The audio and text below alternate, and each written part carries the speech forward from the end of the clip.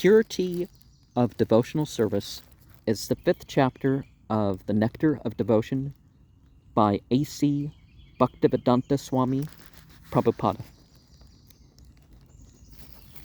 There have been times, and there are still places, where the worship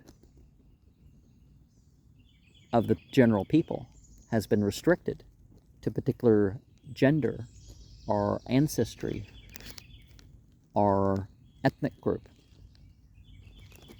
But we are reminded that the right to worship is for everyone. There may be particular states of either undress or inappropriate dress, or certain states of health where people should stay out of the place of worship temporarily. But otherwise, year-round, it should be available to everyone. And the Padma Purana teaches us that for the holidays, everyone should take a bath. The Hari Bhakti Vilasa of Sanatana Gosvami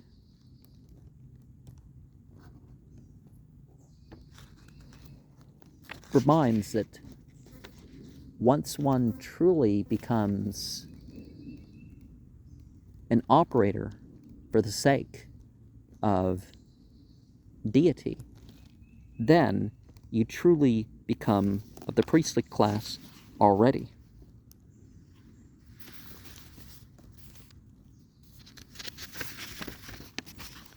Priesthood is for every ancestry.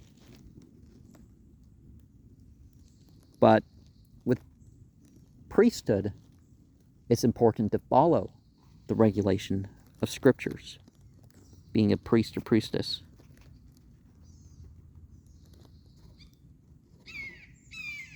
And it's not about prayaschita or other such performances. There is going to be karma, fruitive results, and jnana, mental development. But we need to be careful not to just have variety for variety's sake, or to speculate. Srimad Bhagavatam, in its 11th canto,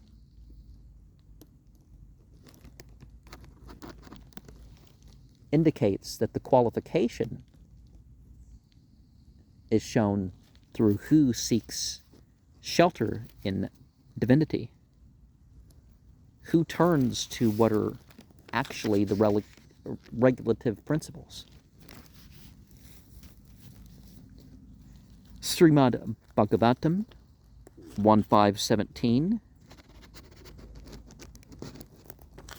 reminds us that we may fall short of what is expected of us, but we can, whether that's through sins of omission or commission, still turn towards deity immediately. So don't be so prideful that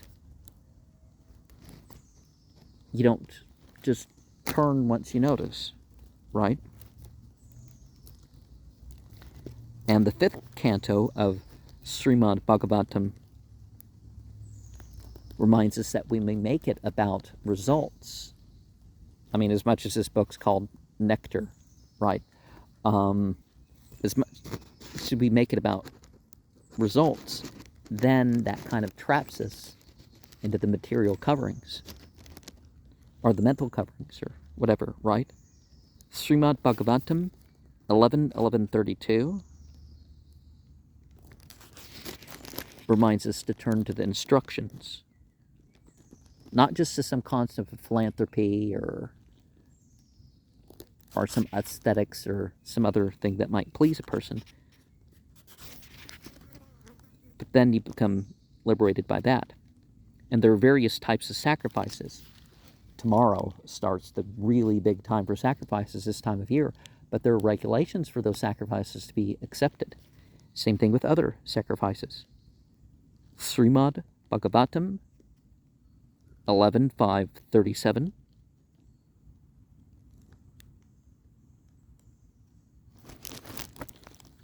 reminds us that certain societal expectations can be sidestepped when one turns towards a better life.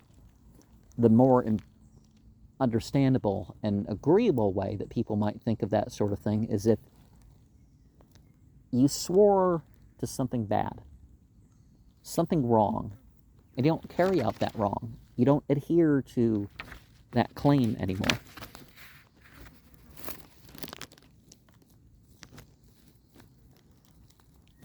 And so therefore, your allegiance is more to the sage-driven path, right? The Agastya Samhita reminds us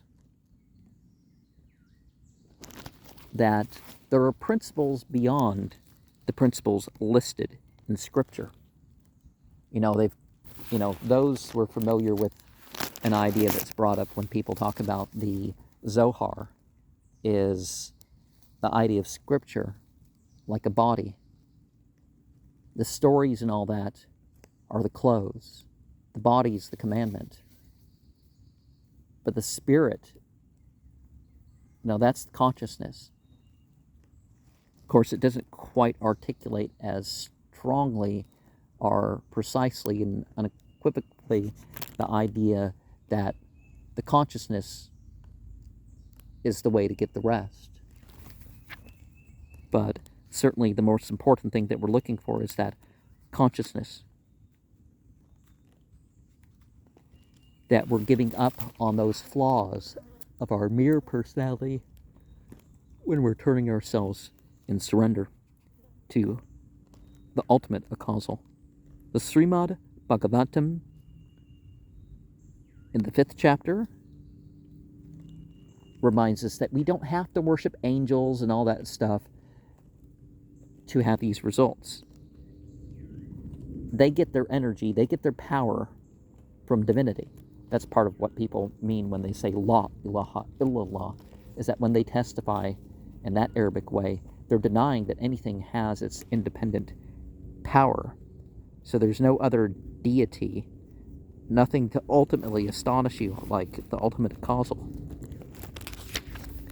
And regardless of what you've taken up, you may end up doing something that's forbidden by accident.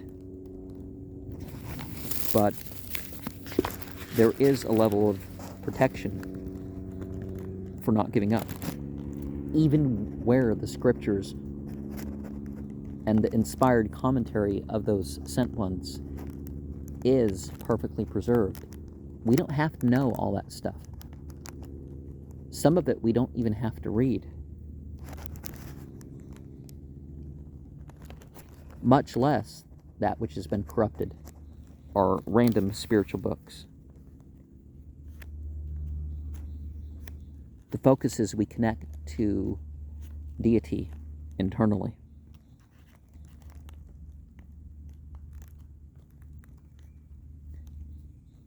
And one of the things is people don't have all the ability.